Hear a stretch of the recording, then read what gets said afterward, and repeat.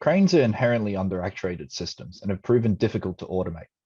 The unidirectional load capacity of a crane's cable makes it challenging to robustly control a payload. In this project, I implemented trajectory optimization for a simplified gantry crane that sought to maneuver a payload past an obstacle in its workspace. I worked with a planar crane model that suspended a point mass from a single trolley via a winch. The cable was modeled as a unidirectional spring with some natural length. When the cable is pulled past its natural length, its tension exerts a restoring force upon the point mass. However, when the cable is made shorter than its natural length, it goes slack and exerts no force.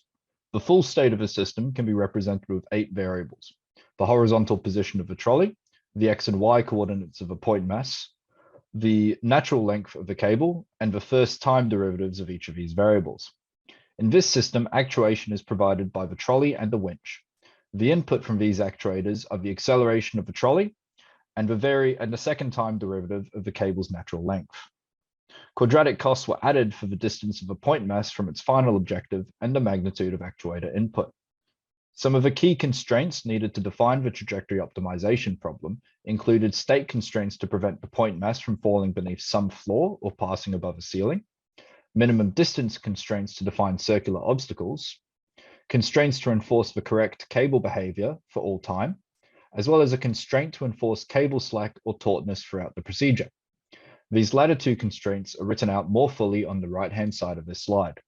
We considered 2 mode sequences: the case where the cable is kept taut at all times, and another where a period of slack is introduced to allow for the crane to hop its payload over the obstacle. Please note that I use the terms mode sequence and gate interchangeably in this context.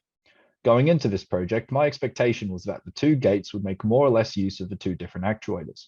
I was surprised to see that the fully taut gate consistently outperformed the jumping gate in terms of final cost for a range of different cost weighting scenarios. This makes sense considering the harsh actuator inputs necessary to both induce a hop in the point mass and to effectively catch it after the fact. However, there were benefits to allowing for slack. Doubling the spring constant, I encountered a scenario where the fully taut gate was unable to find a feasible trajectory.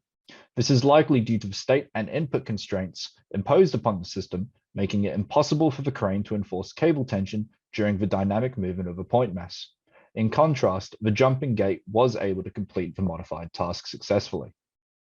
Once we had a desired trajectory, I used finite horizon LQR to implement trajectory stabilization. Comparing the controlled output to the open loop output from trajectory optimization, we can see immediate benefits. Unfortunately, I have not yet been able to migrate the ability to model slack cables in the custom plant formulation used by PyDrake. As such, only fully taut trajectories can be stabilized at this time. In the future, I would like to move away from a pre-specified gate. Although I attempted to implement this problem as a mixed integer program via MOSEC, the solver was unsuccessful. Installing Drake locally and attempting to utilize the Gurobi solver may allow for the gate to be represented as its own binary decision variable. My hope would be that this would expose interesting emergent behavior from the system.